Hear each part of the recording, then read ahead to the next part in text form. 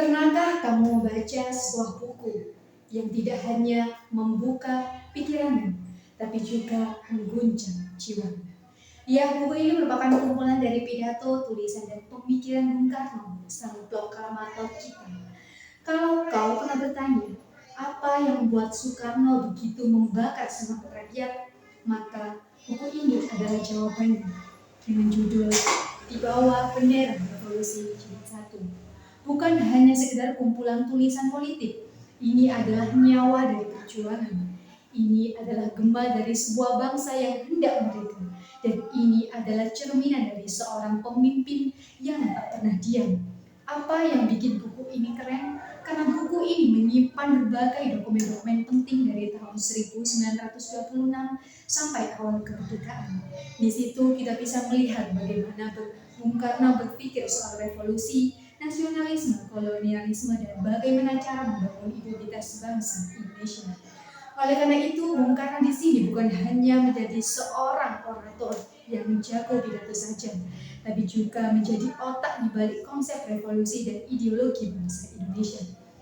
Ada satu kutipan yang menampar hati saya, yaitu di waktu saya menulis ini, rakyat Indonesia belum lagi merdeka. Tetapi tidak ada satu kekuasaan jua pun di dunia yang dapat menahan revolusi ini. Dengan gaya bahasanya yang retoris, tajam, kadang penuh tanda tanya, tapi bukan untuk dijawab, melainkan untuk menggugat. Ia memakai kata-kata seperti peluru. Setiap kalimat adalah tembakan langsung untuk kesadaran kita. Terdapat suatu energi yang meluap dari setiap paragraf demi paragraf. Ia menyebut kaum Marhen bukan dengan iba, tapi dengan keberanian penuh. Ia tidak mengemis suatu perubahan, ia melainkan menuntutnya. Hello everyone, kembali lagi dengan saya Susi Anggraini. Saya ucapkan selamat datang yang saat ini sedang menonton video saya. Nah, di awal tadi kan saya sudah kasih kata pengantar nih. Jadi, apakah kalian semua sudah tahu apa yang akan saya lakukan selanjutnya? Yap, saya akan mereview salah satu buku sejarah dan ideologi. Dalam video ini, saya akan menjelaskan isi buku secara lengkap, akurat, dan komunikatif, mulai dari isu-isu utama yang diangkat, gagasan-gagasan pokok seperti anti-kolonialisme, identitas nasional, Pancasila, Nasakom, hingga gaya bahasa khas Soekarno yang membuat pidato-pidatonya yang tetap hidup hingga saat ini. Jadi tunggu apa lagi? Yuk mari kita telusuri bersama terkait pemikiran revolusioner Bung Karno dan bagaimana ide-idenya masih relevan hingga saat ini. Kita lanjut ya, bukan hanya soal perjuangannya saja, tetapi juga bagaimana beliau berpikir dan membangun ideologi bangsa kita. Yuk kita uraikan jadi 4 bagian utama. Yang pertama, autobiografi dan latar belakang revolusi. Pada bagian ini, Bung Karno itu cerita soal perjalanan hidupnya sebagai sang pejuang. Tapi bukan cuma kisah biasa loh, beliau ini mengajak kita untuk berpikir bahwa revolusi Indonesia itu merupakan total revolution, bukan cuma mengganti sang penguasa. Revolusi buat Bung Karno artinya perubahan besar di bidang politik, ekonomi, sosial, hingga budaya. Dan yang kedua, pidato-pidato politik 1927 sampai 1945. Pidato legendaris Bung Karno seperti Indonesia Menggugat dan To Build the World Anew menunjukkan semangat anti-kolonialnya. Bung Karno menyerang kapitalisme asing dan feodalisme lokal, sambil semangatin rakyat buat bangkit melalui nasionalisme. Pokoknya vibesnya revolusioner banget nih. Pidato Indonesia Menggugat melawan dari dalam pengadilan yang disampaikan Soekarno saat diadili oleh pengadilan kolonial Belanda pada tahun 1930. Alih-alih membela diri secara personal, ia justru menyerang balik sistem kolonial yang menindas rakyat Indonesia. Pidato ini menjadi salah satu tonggak penting dalam sejarah perjuangan nasional karena memperkenalkan Soekarno sebagai tokoh revolusioner dengan ideologi yang jelas. Dan yang ketiga, konsepsi nasionalisme dan marhenisme. Nah, ini penting. Soekarno menalin ideologi Marxisme sebagai bentuk sosialisme khas Indonesia. Bedanya apa sih? Kalau proletar Marx itu buruh pabrik, sedangkan Marxisme itu rakyat kecil. Marhen adalah simbol rakyat kecil yang tertindas, terutama petani dan buruh. Marhen memiliki alat produksi sendiri, tetapi tetap miskin karena sistem ekonomi yang tidak adil. Dari sini lahirlah istilah Marxisme, ideologi Soekarno yang fokus pada keadilan sosial dan pembelaan terhadap kaum tertindas.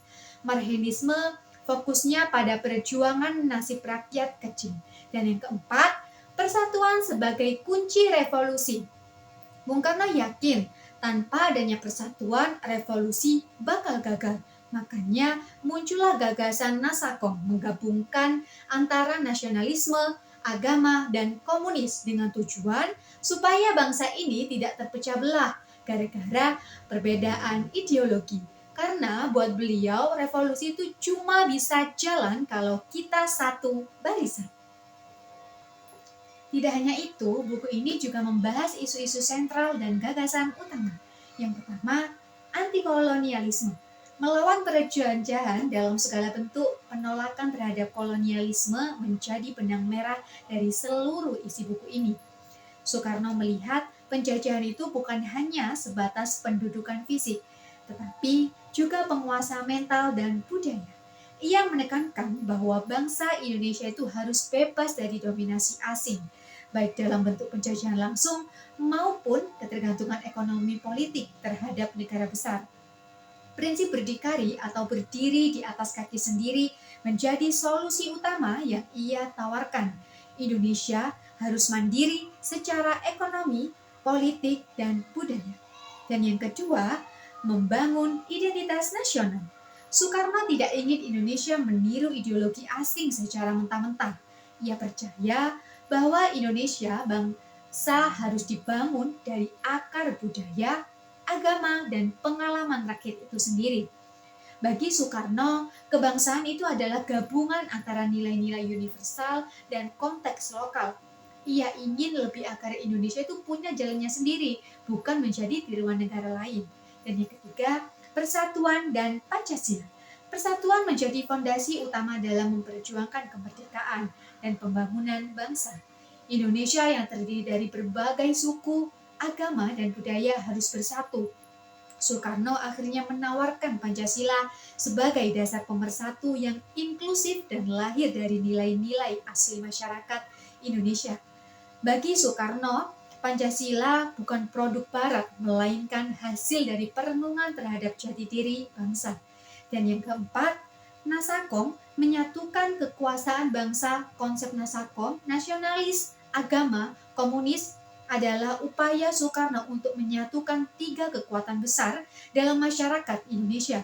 Ia memandang bahwa ketiganya memiliki peran penting dalam memperjuangkan perlawanan penjajahan dan membangun bangsa.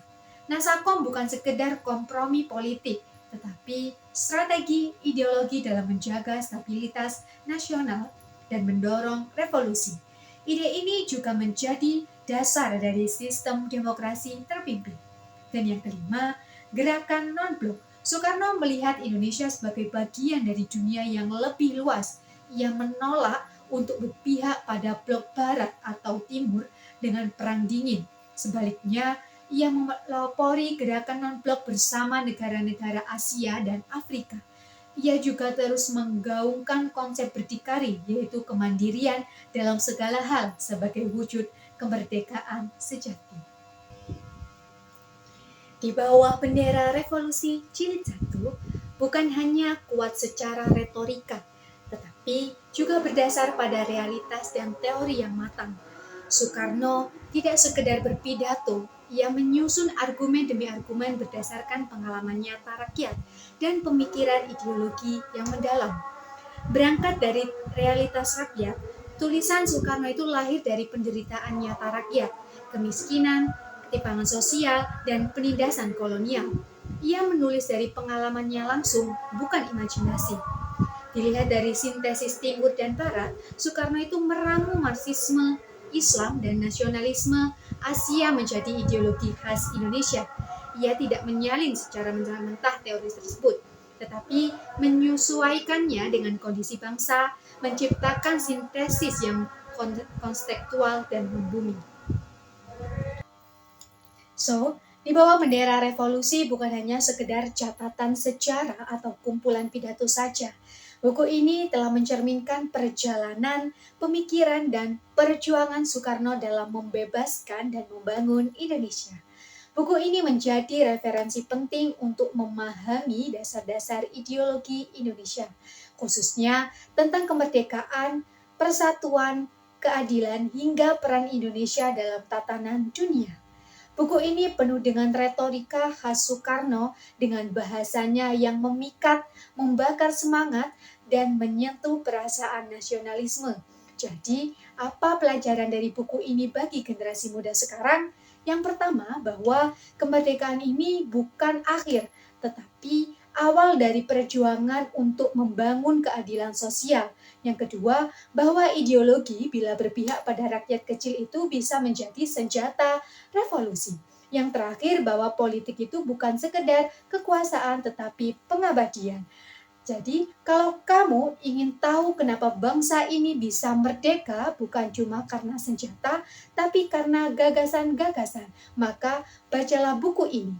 Ini bukan buku sejarah, ini adalah buku tentang keberanian untuk berpikir, tentang perjuangan yang dimulai dari kepala sebelum meledak di jalanan. Dan setelah kau baca buku ini, kau akan sadar satu hal, bahwa revolusi itu bukan masa lalu, ia tetap hidup. Ia di pikiranmu dan di hatimu. Dan tugas kita bukan hanya mengagumi Bung Karno, tetapi mewarisi keberaniannya. Saya pamit undur diri. Saya Sharon Susi Anggraini. Assalamualaikum warahmatullahi wabarakatuh.